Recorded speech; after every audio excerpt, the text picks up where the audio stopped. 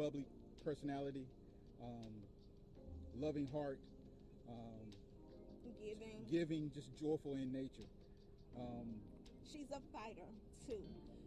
She's joyful and she's laid back, but if it's a chance for her to put up a fight to try to save her life, she's going to do everything she can to put up a fight. And I was telling my husband and I were talking today, she was just so happy, or yesterday she was just so happy all the way up until I talked to her at 9:19. She was just so happy, and anybody that knows our daughter knows she loves food. And the fact that she was willing to give me her meal because they left her meal off meant a lot to me. And when she got home, I was gonna give her a big hug and tell her thank you, because I know you love your food. That's the parents of Carlee Russell asking the public for help locating the 25-year-old nursing student who completely vanished the night before from an Alabama highway after calling 911 to report spotting a toddler on the side of the road. Starts with breaking news. That breaking news this morning, family police looking for this woman, 25-year-old Carlee Russell. The details surrounding her disappearance are alarming. Hoover police say she disappeared from the side of I-459 around 9:30 last night after she called 911 to report a toddler walking on the side of the interstate near exit 10. Now, after calling 911, she stopped to check on the child, called a family member to tell them what was going on. Well, that family member lost contact with her. The line, however, remained open. Now, when Hoover police arrived to where she was last seen, they found her car still running with her belongings inside, including her phone and smartwatch, and they have not received any reports of a missing toddler. So we are certainly following this very closely this morning. Family and friends are meeting. So from what I'm to believe, from what I hear right now, is that it was made out to be like an abduction. An abduction going on. And, you know, when it comes to like anything that has to do with like abuse, you know, missing, things like that, those are things that should be taken, of course, should be taken seriously. So far, I don't hear any foul play or anything like that going on. But let's just see. Let's just keep going. At the Hoover Met right now to get the word out, but to begin a search as well for Carlee Russell. And our Jonathan Skinner is live there now with the latest on that. Jonathan? Hi, Mike and Janice. Yeah, we're here with the family and friends as well as the parents, Carlos and Talitha Russell. Thank you so much for being with us today. Thank you. Thank you all for the coverage. Yes, ma'am. So first, what's sort of the last thing you remember as far as seeing Carlee and as far as hearing from her as well? Yes, I last spoke with Carlee about 9:18 last night. She left Taziki's and was headed home. She picked both herself and me and herself up food. Then she talked with my daughter-in-law about 9:36. She told her she saw a child on 459 right before exit 10 that appeared to be 3 to 4 years old by themselves. She's pulled over. She called 911. But in the process, at some point, she got out the car. My daughter-in-law could hear. Don't take this the wrong way, but the way her mother is speaking, it sounds like a movie script. Sounds like something was like put together and like it sounds like something that was rehearsed, you know. It just sounds like something that was rehearsed. Just by the way she's talking. By the way she's talking. Something doesn't sound right. Her asking the child if they were okay. The child didn't respond, or at least she didn't hear her respond. He or she respond. And then she heard our daughter Carlee scream. And from there, all we could hear was noise, background noise in her phone, which we later found out was noise from the interstate. And so they have found her wig and her hat and her cell phone that were in close proximity to her car. So if anyone sees Carlee from the pictures that we have put out, just keep in mind because her wig came off, her hair would be braided down to her scalp, so she won't have, long hair or anything like that is reflected on the picture. She pretty much has cheekbones like me. Pretty much our face is the same structure. So that's pretty much all the information we have. We do have some indication that there may have been a gray vehicle that a trucker saw that pulled in front of her car at some point as they were passing along the interstate. And that's all the information or leads we have at this time. So I just ask everyone, if you would, pray. We are trusting God. We are staying positive. We are not allowing any negative thoughts to enter our minds. So all that we're doing is trusting God, believing God that our daughter will be brought home safely. It was so much about this story that really had the public on edge. First, it was the baby being left alone on the highway in the dark. For those of you aware of the area, it's not really a well-lit location on 459 in Hoover. So anyone seeing a Why would there be a baby? Why would there ever be like a baby just on the side of the freeway? Not saying that's not anything that would happen, but like that is a little foggy as far as like descriptions of something like that happening would go. toddler out there alone would be worried for their safety. Carlee called 911. She made the report, then got off the phone with them and called her brother's girlfriend. Another scary part of the story was her getting out of the car to check on the child.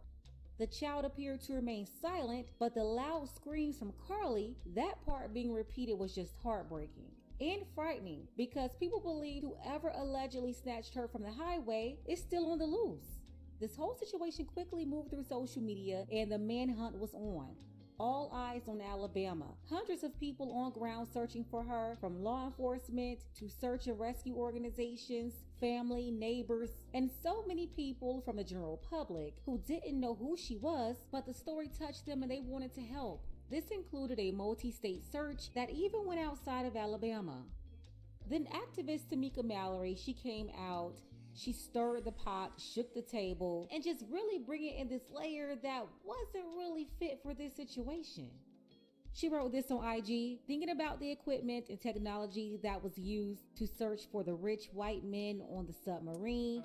Has Alabama deployed rescue dogs, human motion detectors? Oh my God, bro. It's not even that deep. It's not even this deep. There's cameras everywhere. So if there was some type of like foul play afoot, a camera is gonna catch that. We don't need all this. We don't need all of this right here, man. We didn't need all of this right here. Like, come on now. Start all this extra stuff, bro. Oh God.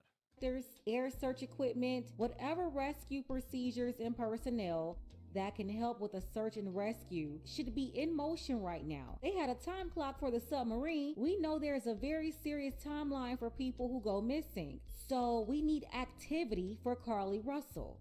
What Tamika didn't understand is that a lot of resources have been used to find Carlee. This was not one of those situations that was just swept under the rug. Lots of resources used, lots of people used, and not just black people, but you had white people out there looking for her too. So this comment that Tamika made, it had black people mostly arguing with each other, trying to find people to blame for this, from blaming white people to blaming black men.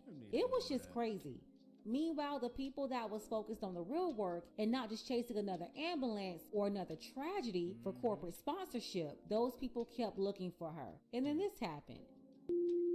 11 Rescue 11 respond 2029 nominally passed. Unresponsive female. 11 Rescue 11 nominally passed. Adult female unresponsive is breathing. Police are en route. Stage for police. Engine not responding. On July 15th at 10:44 p.m., after being missing for 48 hours, a miracle happened. Carlee made it back home to the front steps of her parents' house. Her parents called the police and told them that Carlee made it back home on foot. The 25-year-old woman told her parents that she walked home.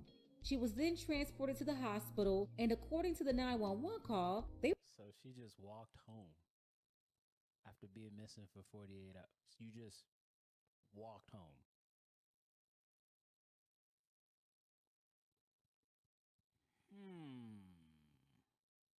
You just walked home after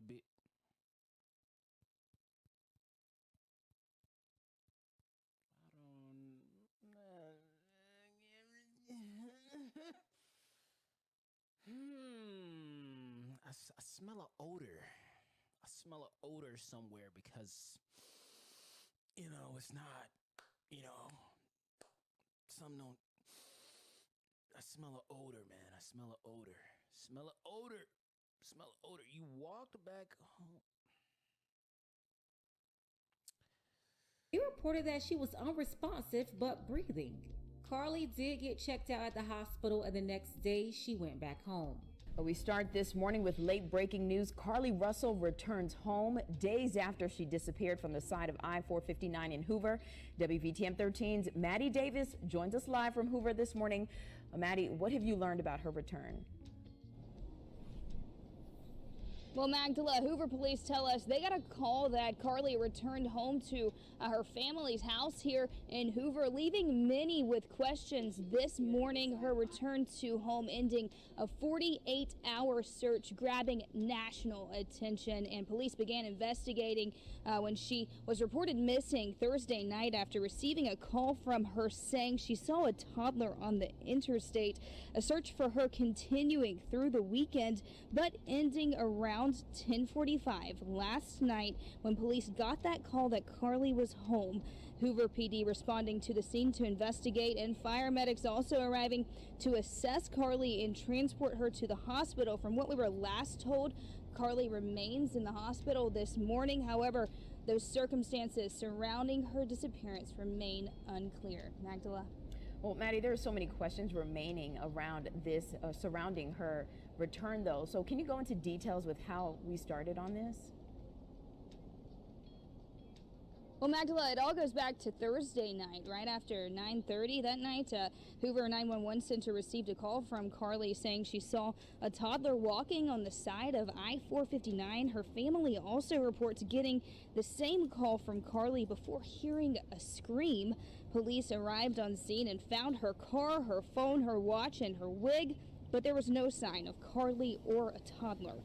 Friday morning, a full search party gathered at the Hoover Met. Hundreds of volunteers showing up over the weekend, many heading out to our neighboring states as well. And as that search for Carlee continued, a reward of $50,000 was offered for her safe return. And then again last night, Carlee showed up on her family's doorsteps in Hoover and was taken to the hospital to be checked out. I know many people, again, like I said, asking questions right now. We are hoping to ask authorities some of those questions and get some more information. We will let you know as soon as we do. Live in Hoover, I'm Maddie Davis, WVTM 13. Once the news got around that Carlee was safe, people started looking at the video that was released from the interstate camera showing the moment that she pulled over on the side of the highway that night that she vanished. They didn't see a baby in the video, which led to more arguments online between people who did not see the baby and others who did not want them to mention it and just wanted everybody to be happy that Carlee made it home safely. But that video that was released, along with other information in the case and a lot of unanswered questions, well, that led to much speculation. And a lot to unpack in this story. So let's welcome now former FBI Special Agent Stuart Kaplan. Stuart, thank you so much for being here. Let's dive right in. Police say this is an ongoing investigation. What are they doing right now to either validate or invalidate her story? And then I kept seeing like things online to where like people were like, well, what if she faked it? What if she, plotted this together? And it was actually people out there defending like, hey, this is why the media never takes a black woman getting abducted or assaulted serious, because people on the internet make up assumptions and turn it into something that's funny when, oh, we're supposed to protect black women and all this other stuff. So that's what I kept seeing on the internet, and I still couldn't understand it because I'm like, I haven't looked into the story at all. I'm just knowing that there's something going around about a woman, being abducted, and for some reason, people with Wi-Fi decide to, make up their own assumptions. Like always, that's why we can't. We as human beings can't take nothing. We can't take nothing serious. We don't take anything serious at all. Like there could be a gruesome murder happening tomorrow, and folks are just gonna find a way to make up their own way to make fun of it for some reason. It's a horrible society of human beings that just think everything's funny for some reason. Well, I think certainly if you look at the physical evidence, and I would start obviously with the video evidence of the camera that picked up the car along the interstate, certainly the camera or the video does not in any way show a toddler near or in any proximity to where she ultimately stopped. In fact, if you watch the video, she actually goes down the highway for a good distance before she finally comes to a stop. The first thing as an investigator, I think anybody could appreciate that if you saw a toddler in the middle of the night out there on an interstate, you would stop your car instantly and get out frantically and try to protect that child. The behavior of seeing the car continue down the highway, number one, is inconsistent with the belief that, in fact, there was a child along the road. Also, I think you would understand and appreciate and anticipate that other motorists would have made the same observations and would have called 911 or would have stopped their vehicles, obviously, to render aid to the child in obviously grave danger. So those are the obvious direct evidence that I would have a problem with. Then there was silence. Not much from the media, no coverage at all on the baby, and absolutely no discussion about the dangerous person or people who snatched Carlee. More and more people wanted to know what happened, while Carlee's parents gave a statement thanking the public for their help and concern. Over $63,000 was raised by Crime Stoppers of Metro Alabama to help find Carlee. Crime Stoppers said they would return the money to the donors, and then later the next day they said they wouldn't. As for Carlee's family, her parents said they needed privacy now that she was back home. Then a few days later, her mom and dad sat down for their first interview since reuniting with their daughter. What did you do when you saw her? We tried to hug her as best we could, but I had to stand back because she was not in a good state. So we had to stand back and let medical professionals work with her. But it's okay. Last Thursday, police say Carlee called 911 to report a toddler walking alone on the interstate. She pulled over while on the phone with a family member who described hearing Carlee scream. Her vehicle's unlocked, running. All her personal belongings except for her phone. On the scene, police found no sign of Carlee or a child, and they say no children were reported as missing during that time period. The Russells waited in agony until Saturday night. There were actually just so many calls and texts from people who maliciously lied to us. I just didn't know people could be so evil. Authorities have not indicated where Carlee was during the 48 hours she was missing or what happened. Her parents declined to share what their daughter told them, citing the ongoing investigation. And can you tell me what happened Saturday night? Did you just get a knock at the door? Anything leading to the case itself, we can't discuss that. But they say speculation about the circumstances surrounding Carlee's disappearance are only making things worse. She's having to deal with the trauma of people just making completely false allegations about her. Her family now urging the public to let the investigation play out, but mentioning an abductor. Her mother asking to read a brief message to the public. Carlee has given detectives her statement so that they can continue to pursue her abductor. Do you believe that there's an abductor still out there? Absolutely. Absolutely. NBC News has reached out to the Hoover Police Department to ask whether they're looking for an individual involved. Police have just said they're following up on all information provided by Carlee. And when I talked to you all on Saturday, you also said your daughter is a fighter and she would find a way back to you. I felt that in my heart. Is that what happened? She did. She found her way back to us. However, we can't discuss the details of that. But they say one thing is clear. Do you believe she was fighting for her life? Oh, she definitely fought for her life. There were moments when she physically had to fight for her life, and there were moments when she had to mentally fight for her life. But she made it back to you. She made it back. When I saw this, the first thing that came to mind was that story out of Alabama from almost a year ago. That's where the young couple from Florida, UCF students, on vacation in Alabama, they stopped on the side of the road to help a woman who appeared to be having car trouble. If you don't remember how that ended, click the link below to watch that story. But yeah, that's what I thought about when I saw this. It was also mysterious that Carlee was the only one to see this baby. Usually when a baby is in a situation like that, dispatch, they are flooded with phone calls. Then her wig, her hat left on the ground, her purse there, her phone, everything. She had an Apple Watch, but she didn't have it on. So there was no way to see her location once she vanished.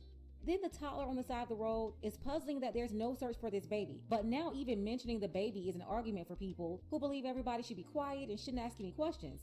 It's like I just needed all of y'all for a couple of days to spread the word, share this on social media, make law enforcement work harder on the case, donate money, people getting in their cars driving hours just to help with the search. And now it's like everybody should be quiet and don't ask anything.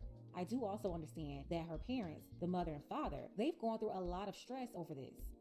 Then you had people saying it was the heavy media coverage that made whoever had her release her. That really didn't make any sense. People go missing every day. Some with no coverage, others with lots of coverage, and that doesn't motivate anybody to release a person they have. They really wouldn't want to release them because now a free person could tell all the details about them. With Carlee's parents, they maintained that their daughter was taken. Carlee's boyfriend said the same thing, but any logical person would have to admit that there's speculation only because of the inconsistencies in the story. Some people believe it's a lie and others believe the story is true. Good thing the police, they're definitely looking into all possibilities, and I'm looking forward to their reports after the investigation is over. What I really want to know is, where is the baby? And why isn't anyone looking for this baby? It's the baby that made this whole story, and now there's no talk about it. Remember, it's the baby that law enforcement rushed out there to the scene for. Then Carlee attempting to save the baby in danger is what made everyone gravitate towards helping her. So now that we know where Carlee is, when are we going to find out where this baby is? And you know what? That's all I got to say here until the investigation is over. Let's go ahead and get the conversation started. Well, I was on Twitter. Hold on. Let me see if I could bring this down.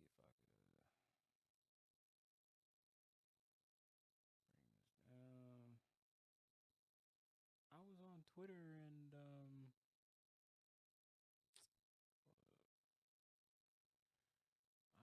Twitter and they were saying something. This is how it usually happens. So let me see if I could find it real quick. But based on the story, it seems to, there are inconsistencies with the story, and just as well with the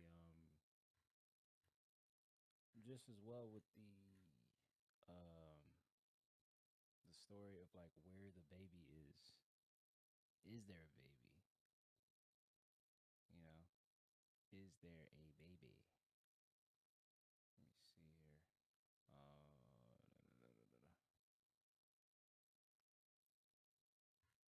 See here. So there's something about going back to like I think there was like a press conference or something today. So let me just go to that real quick, see if that poses anything different on this. Oh yeah, this is the Hoover Police press conference.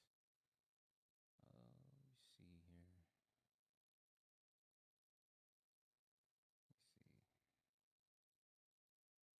Go through this to see if this gives me any different, anything different from what I got. Conference will be streaming live across all platforms here on WFLA Now. Hello, folks. Welcome back into the Stream Center here on WFLA Now. JB here with you live on WFLA.com, the WFLA app. And hello to our YouTube live audience waiting patiently as we get things ready for the... Let me see here. Am I on the wrong...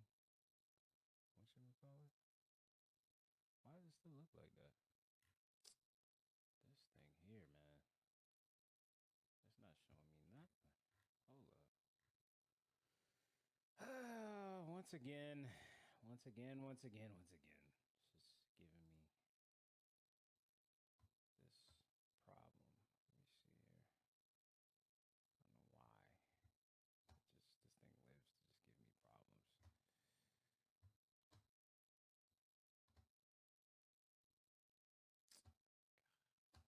This thing lives to just give me problems. conference will be streaming live across all platforms here on WFLA Now. Hello, folks. Welcome back into the Stream Center here on WFLA Now. JB here with you live on WFLA.com, the WFLA app. And hello to our YouTube live audience waiting patiently as we get things ready for this afternoon press conference from Hoover PD in central Alabama, where we're expected to get more answers as to what exactly happened with Carlee Russell. This was an urgent search that was conducted by authorities in central Alabama Thursday night into Friday all day into Saturday, when Saturday night, according to authorities, after she vanished on Thursday and was missing for a period of approximately 49 hours, she returned. Video captured her walking down the street, according to police, and returning on foot to her parents' house, where she had a quick exchange with her parents, and then she was quickly sent over to the hospital where she was treated and then released. But exactly what happened with Carlee Russell when she was missing, whether or not she actually saw a toddler on the side of the interstate, and whether or not she was actually abducted, that all remains unknown. But the public and, of course, the media have been pressing Hoover PD for answers, and we're about an hour away, or less than an hour away, about 45 minutes away now, from getting perhaps the answers to the questions that we are so desperately asking on social media. Because social media on this story, if you've been paying attention to Carlee Russell's, I guess that has been trending on Twitter. The hashtag Carlee Russell has been just going all over the place on social media. A lot of things are being said, but a reminder to our audience here, we have not gotten a whole lot from police. And we understand that the reason we haven't gotten a whole lot from police since Carlee Russell turned up on Saturday night is because there hasn't been a statement provided, a lengthy statement, if you will. Carlee speaking with the police department, providing them with her recollection of what transpired in that 49 hours that she was missing, and so many people were desperately searching for her. We hope to get more, and as to whether or not in the last several hours that statement has been provided, we do not know. Everything is going, of course, building up to this 3:30 Eastern, 2:30 Central press conference in Hoover, Alabama. We're going to spend the next 40 or so minutes going over your questions, your comments, talking about what we have found out even in the last 24 to 48 hours on this story. There we have now the video, the traffic video that we were unable to show you. We're going to hear from Talitha Russell, as we present you with everything that we know up until this point, so that when we do get that press conference coming up at 3:30 Eastern, 2:30 Central, we are prepared with all the facts, what we know, and of course what we do not know. So saying hello to our audience. We had some comments come in on YouTube Live as we were in countdown. People were asking, my goodness, well, JB, why do you have so many screens? What is up with all the monitors? That was one of the questions I saw with a lot of question marks trailing behind it. And the reason is very simple. The Stream Center here is built and equipped to be able to access camera feeds, news feeds from all around the country. We understand that live streaming and having news in the palm of your hand, news right now, not later on tonight, but news in the immediacy of the moment, is obviously so extremely important to our audience. All right, we're just going to skip around because I'm not about to sit there and wait. Although supposedly the description of where the toddler was further up the street. Again, no one sees the toddler but her. That's an issue. And of course, we have no missing toddler that we know about from law enforcement. The time is now 3 o'clock Eastern. Welcome into the Stream Center here, folks, on WFLA Now with retired FBI agent, law enforcement analyst, friend of News Nation and WFLA Now, Jennifer Coffindoffer, joining us here on stream. We're about half an hour away from that police press conference. This is what I'm had long enough, JB. They've had long enough to decipher everything that happened on that video before and after. They're going to have ring cam footage. They're going to have video from her entering the neighborhood and going up to her parents' door. They've interviewed, we know it's been made public, the individuals at her workplace. They're going to have looked at the digital forensics from her phone, from the computer at her work. They already know, I believe, what happened, and we're going to hear about it. Do you think that they have finally spoken to Carlee? Jennifer, you got me? I think we might have lost you. Muted. Oh, we might have lost you. Auto mute might have happened. Oh, hold on. We'll try to get you back, Jennifer. Again, Jennifer Coffindoffer joining us. Can everybody give me a quick audio check? Thumbs up on stream. Or did we completely lose audio? Thumbs up, thumbs down. Here we go. We're just going to go to it straight up. This right here. All right. So this is the police giving an update on the Carlee Russell good afternoon and welcome case. to the Frank and Pam Bearfield Training Center. I'm Captain Keith Sescaleba, that's spelled KeithCzeskleba, with the Hoover Police Department. Joining me at the podium today will be Hoover Mayor Frank Brocato, spelled Brocato, and Hoover Police Chief Nick Durzis, spelled Derzis. You may also hear from Lieutenant Daniel Lowe, spelled Lowe, of the Hoover Police Investigations Division. Mayor Mercado will make a brief opening statement, and then Chief Durzis will read a prepared statement. After Chief's statement is complete, there will be an opportunity to ask a few questions regarding this investigation. Keep in mind that this is still an ongoing investigation, so there may be some questions that we cannot answer. With that, I will turn it over to Mayor Mercado.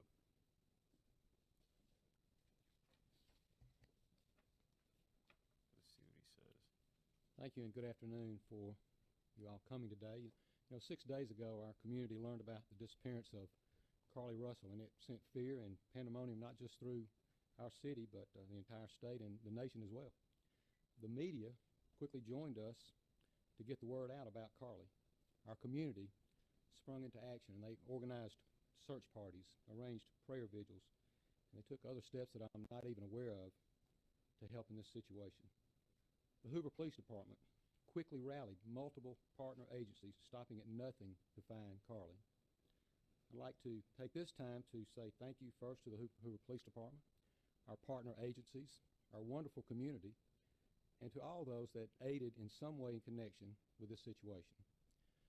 As the days have gone on and more information has been shared, we know everyone has questions. The Hoover Police Department is known for being very methodical and thorough with their investigations. For that reason, we did not feel comfortable speaking in detail publicly until now. It is important that we share this information now so that our community can be put at ease. So at this time, I'll turn the microphone over to Hoover Police Chief Nick Durzis. Thank you. Thank you, Mayor. Thank everyone for being here today.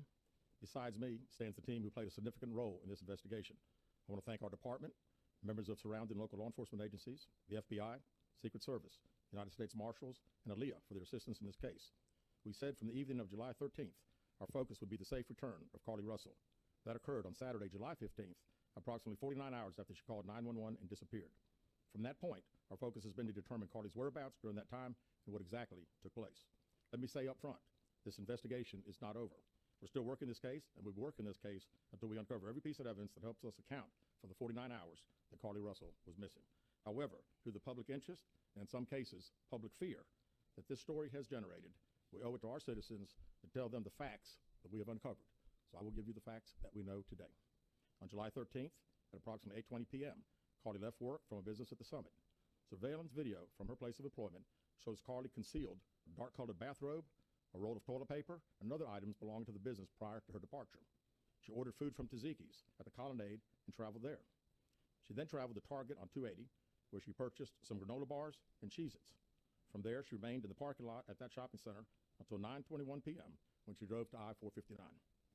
Carlee communicated on her cell phone with individuals known to her while on her path of travel up to the point of calling 911 at 9:34 p.m. And at this time, we will play the 911 call in its entirety. Oh, wow. They're playing the 911 call, too. Okay.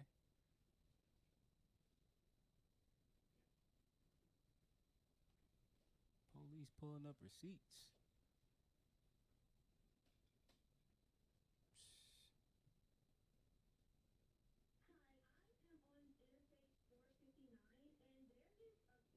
Walking by themselves. Hold on.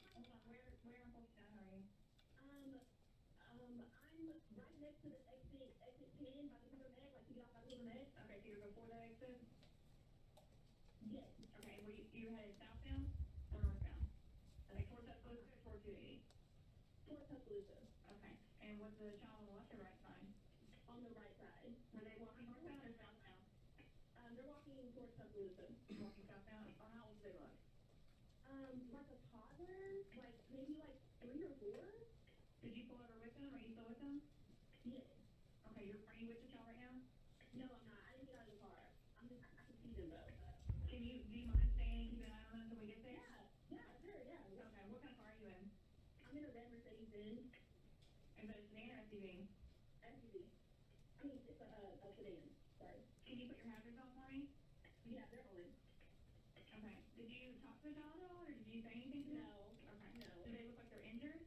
No, they don't. Are they white, black, Hispanic, or Asian? They're white. Okay.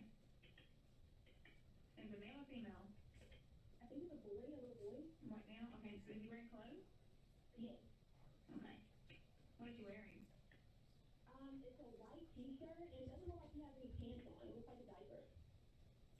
And you don't see any cars anywhere? No, no parking anywhere.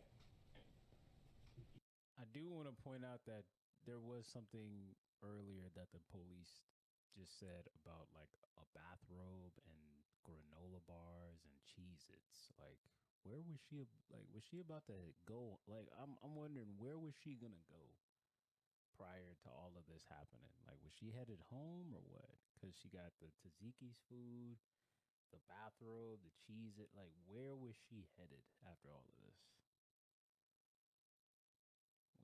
Toilet paper too, like, where was she headed?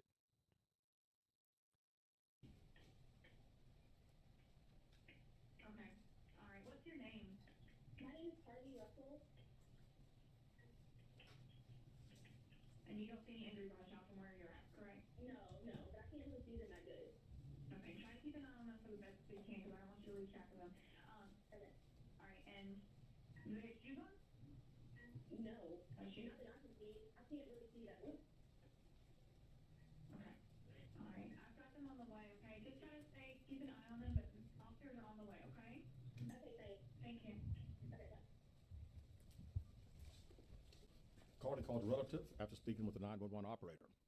She went missing during that conversation sometime after 9:36 p.m. Traffic camera footage was obtained which depicted this portion of the incident, and that footage was analyzed as part of the investigation in conjunction with the 911 call and cell phone data to accurately determine the time frame. Carlee's 911 call remains the only report of a child on the interstate, despite numerous vehicles passing through the area at that time. No one has called to report that a child is missing, and the Hoover Police Department did not locate any evidence of a small child walking down the interstate. Data from Carlee's phone, including her Life 360 app, shows that she traveled approximately 600 yards in her vehicle while she was on the phone with 911, stating that she was following a child. 600 yards. That is 6 football fields straight, 600 yards. The Hoover 911 Center received a second call from Carlee's mother, stating that a relative was on the phone with her when they heard Carlee scream, and then they had an open phone line. Hoover police officers arrived on the scene within 5 minutes of being dispatched, and several other officers arrived shortly. They located Carlee's wig and cell phone in the grass near the vehicle. Her purse was located in the front seat of her vehicle with her Apple Watch in the purse. The food she ordered for tzatziki's was also in the car. The items she purchased from Target, as well as the items taken from her place of employment, were not in the vehicle, nor were they located anywhere around the scene. Hoover police deployed all available assets from the point in the search for Carlee. Additional resources were called in to include our own drone unit, crime scene investigators. Numerous detectives responded to the scene. Throughout the day Friday, officers from surrounding local and federal agencies assisted Hoover police in the search for Carlee Russell. Officers returned to the scene on 459 to conduct a thorough line search for evidence. K-9 teams from the Jefferson County Sheriff's Department responded to check for any sign of Carlee, the child that she claimed to see, and anything else that could be considered evidence in this case. Those searches all turned up empty. Private citizens, including search parties organized by our family. Hold on. Let's go back really quick. Hold on. Friends all turned up empty. And anything else that could be considered. The County Sheriff's Department responded to check for any sign of Carlee, the child that she claimed to see, and anything else that could be considered evidence in this case. Those searches all turned up empty. Wow. All those searches for a baby turned up empty.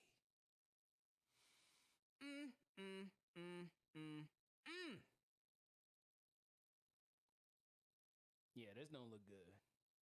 This does not look good for this young black female. It don't look good right now. Don't look good. Private citizens, including search parties organized by our family, friends, began looking everywhere that they could to find any trace. These searches took place throughout the day Friday and again on Saturday, yielding nothing. At 10:44 p.m. on July 15th, Wow. Hoover 911 Center receives a call from Carlee's residence stating that she returned home on foot. In subsequent investigations, detectives obtained surveillance footage of Carlee walking down the sidewalk alone prior to arrival at her residence. She was conscious and speaking with paramedics when she was transported to UAB. Detectives were able to obtain a brief statement from her prior to being treated and released. During the statement, she told detectives that while traveling down the interstate, she saw a baby walking down the side of the road and called 911. Okay. She stated when she got out of her vehicle to check on the child, a man came out of the trees and mumbled that he was checking on the baby. She claimed that the man then picked her up and she screamed. She stated he then made her go over a fence. She claims he then forced her into a car and the next thing she remembers is being in the trailer of an 18-wheeler. She stated the male was with a female. However, she never saw the female, only hearing her voice. She also told detectives she could hear a baby crying. She told detectives the male had orange hair with a big bald spot on the back. She said she was able to escape the 18-wheeler and fled on foot, only to be captured again and then was put in a car. She claimed she was then blindfolded but was not tied up because the captor said they did not want to leave impressions on her wrists. She said that they took her into a house and made her get undressed. She believes they took pictures of her, but she does not remember them having any physical or sexual contact. She stated the next day she woke up and was fed cheese crackers by the female. She said the woman also played with her hair. She could not remember anything else. Hold on. This story man, this is a long ass story, bro. What the hell? There's no way all that. This is a long story. I see why people call it BS on this. What? Man. I see why people call it BS on this story. It's a lot. No, this description is that story is a lot. That story, what? At some point, she was put back in a vehicle she claims was able to escape while it was in the West Hoover area. She told detectives she ran through lots of woods until she came out near her residence. She got During fed this interview, snacks. detectives noted that Carlee had a small injury to her lip, and she claimed that her head was hurting. She also had a tear in her shirt. Detectives also noted that she had $107 cash in her right sock. Out of respect for Carlee and her family, detectives did not press for additional information in this interview and made plans to speak with her in detail after giving her time to rest. Detectives continue analyzing data from Carlee's cell phone that was left behind at the scene. We enlisted the help of the United States Secret Service in conducting this analysis. Part of what data includes several internet searches in the days leading up to her disappearance that I think are very relevant to this case. On July 11th at 7:30 a.m., the term, "Do you have to pay for an Amber Alert?" was searched. On July 13th at 1:03 a.m., the day of her disappearance, the term, "How to take money from a register without being caught," was searched. On July 13th at 2:13 a.m., Hold on, wait a minute. 1:03 a.m., the day of her disappearance. Wait a was minute. searched. Wait a minute. On July 13th Hold at on. 1:03 a.m., the day of her disappearance, the term, "How to take money from a register without being caught," was searched. Oh. On July 13th at 2:13 a.m., the day of her disappearance, the term, "Birmingham Bus Station," was searched. On July 13th, Sitting up there searching. 2:35 a.m., a search for a one-way bus ticket from Birmingham to Nashville was conducted with the departure date of July 13th. She's finished. On July 13th at 12:10 p.m., a search for the movie Taken, a film about abduction. She's finished. Oh, no, she's finished. There were two searches later. She's finished. Nah, she's done. She's done. Carlee Russell's done, bro. Carlee Russell's done. She tried to... What? Huh? You looking up ways to make up a story. Oh, my good... Bruh. Nah, she's finished, man. That's crazy. She's finished. Boy, the internet ain't gonna stop dragging this woman. Man, and the terrible thing is probably a mental health situation. Jesus. What? She's finished, bro. The Amber Alerts on a computer at Carlee's place of employment, including one regarding the maximum age of an Amber Alert. Wow. There were other searches on Carlee's phone that appeared to shed some light on her mindset, but out of respect for her privacy, we will not be releasing the content of those searches at this time. We've asked to interview Carlee a second time, but have not been granted that request. As you can see, there are many questions left to be answered, but only Carlee can provide those answers. What we can say is that we've been unable to verify most of Carlee's initial statement made to investigators, and we have no reason to believe that there is a threat to the public safety related to this particular case. Thank you very much. Yo. With that, we'll open the floor for some questions. Please raise your hand. That's all. That's all I need to see. Jeez, man. Wow. So all of that story, all of the searching, all of the stuff that people did, all of the money garnered to put out a search for her and everything like that, only for this to be what happened? Yo, that's crazy. Nah, she really has to like come forward and say something, because That is wow. It makes it look it really yeah. The whole entire story sounds made up now after all of that information gets brought in. Wow. Now we're just waiting to hear from her because police done pulled out the receipts. They done pulled out the phone call to the police. They looked up. They looked all in her phone to see what was in there, and yeah, basically the police with all this information is basically saying she made it up. I ain't mean to spend so much time on this, but dang, that's that's wild, bro. I ain't gonna lie, that's wild. That's wild, man. We just gonna switch gears because I feel like I took a little too long on that, but we gonna move on. We're going to move on. I don't know why my YouTube is showing me that I'm live for some reason. I'm just gonna cut this off for a second. Cut it off for a second while I look for the next. What I want to talk about next. Let me see here. Oh man, that's crazy. It make it, yeah. She lied. That's man. Wow. That's very unfortunate. Because something as serious as a black woman being like abducted is a real thing. That is, man, I ain't gonna lie, that's you hate to see that type of stuff going on, man. But hey, it happens. It happens.